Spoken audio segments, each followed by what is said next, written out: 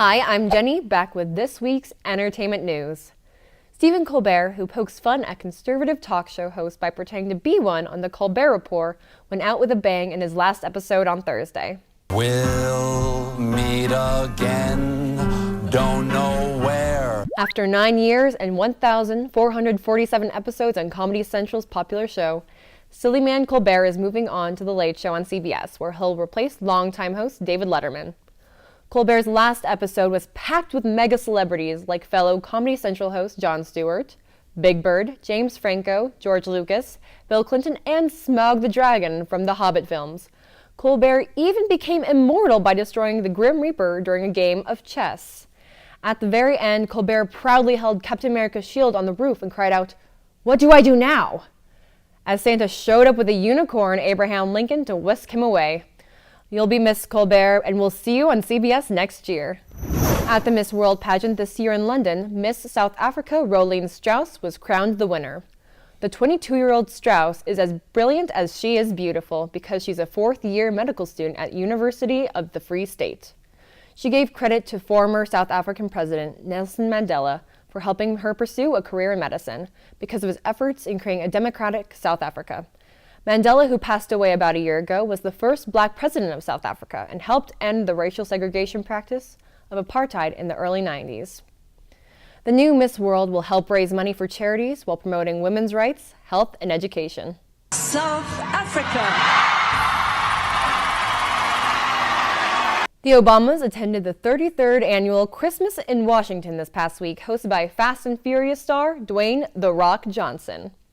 The annual event helps raise money for the Children's National Medical Center, and this year's performances included The Rock singing "Deck the Halls" and pop star Christina Perri belting out "Have Yourself a Merry Little Christmas." Obama called The Rock Santa's biggest, baddest elf and gave a speech about the story of Christmas. From The Rock to the Rock and Roll Hall of Fame, 6 new artists have joined the legendary ranks of rockers like Elvis Presley and the Beatles. Out of 15 nominees, the class of 2015 was whittled down to Green Day, Bill Withers, Stevie Ray Vaughan and Double Trouble, Lou Reed, Joan Jett and the Blackhearts, and the Paul Butterfield Blues Band. Green Day is definitely one of the most recognizable names on the list, and the East Bay punk rockers have been tearing it up since their 1994 album, Dookie. The rock stars were chosen by over 700 artists, historians, and music industry representatives. It all keeps adding up. I think I'm cracking up. Ever wonder what it's like to be raised among Santa's elves? Then you'll definitely want to check out NBC's Elf, Buddy's Musical Christmas. The 1-hour special, which was inspired by Will Ferrell's 2003 classic, is a stop-motion comedy that's wonderfully silly. The story follows Buddy, a human child accidentally raised by elves in the North Pole, as he travels to New York to be reunited with his long-lost dad, played by Star Wars actor Mark Hamill. I wonder if we'll get to hear, "Buddy, I am your father." What? Oh, I didn't see you there, Dad. I love you. As the snow blankets the ground and lights sparkle around the neighborhood, there are some awesome holiday movies to see in the theater. If you're a fan of Disney musicals, it's time to wander into the woods, where fairy tales like Little Red Riding Hood, Jack and the Beanstalk, Cinderella, and Rapunzel come together in a single wild adventure.